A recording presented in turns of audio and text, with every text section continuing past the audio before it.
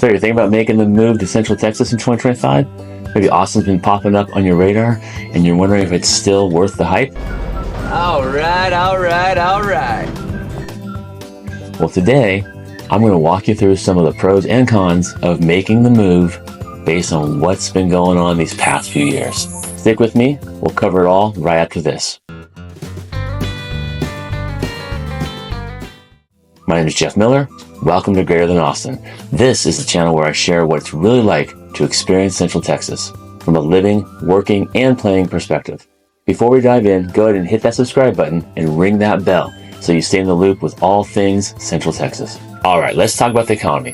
One of the big reasons people keep flocking to Central Texas is for job opportunities. Austin in particular has really blown up in recent years. Companies like Tesla, Oracle, and Samsung setting up shop here, which means there are plenty of jobs, especially in tech and other growing industries. A big bonus, no state income tax. That's a huge draw for both businesses and people looking to keep more of their hard-earned money. But with all this growth comes a few headaches, like rising housing costs and traffic, which I'll get into a little bit later. Let's be real, affordability in Central Texas is a mixed bag. Overall, Texas is more affordable than many other places, but Austin has gotten a little pricey. If you're eyeing Austin proper, you're looking at a median home price around $520,000. Average rents over $1,600 a month. It's not cheap, but the good news is you've got options. Suburbs like Round Rock, Pflugerville, and Kyle offer more budget-friendly housing while still keeping you within a reasonable commute to Austin. Plus, utilities, transportation, and essentials like food and healthcare tend to cost less than in many other parts of the country. Now, if you're not a fan of the heat, let me warn you, Central Texas summers are no joke. We're talking 95-degree averages in July, and the humidity doesn't do us any favors either. But on the flip side, winter lows are pretty mild. January lows are usually in the 40-degree range, so you can get by without a heavy coat most of the time. We get about 35 inches of rain each year and enjoy about 228 days of sun. Which means if you're coming from a place with a lot of gray skies, this might be a nice change. Just keep in mind that the heat and occasional storms can take a little getting used to.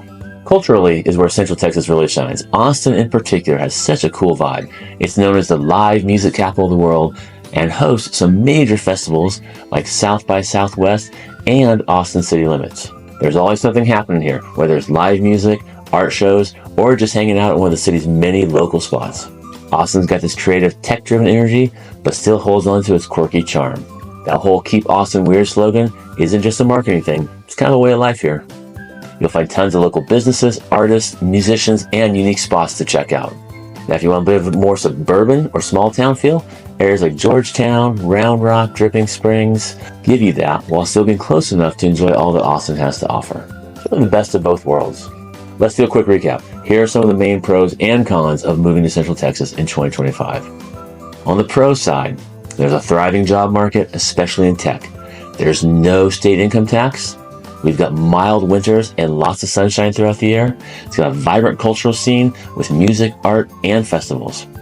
And there's a mix of urban and suburban living options. Some possible downsides: hot, humid summers that can be a little tough to handle, housing prices in Austin, which have been on the rise the last few years, and the growing pains that come with a growing area like traffic and infrastructure challenges. Not to mention the occasional severe weather, including flash floods. So is Central Texas the right move for you in 2025?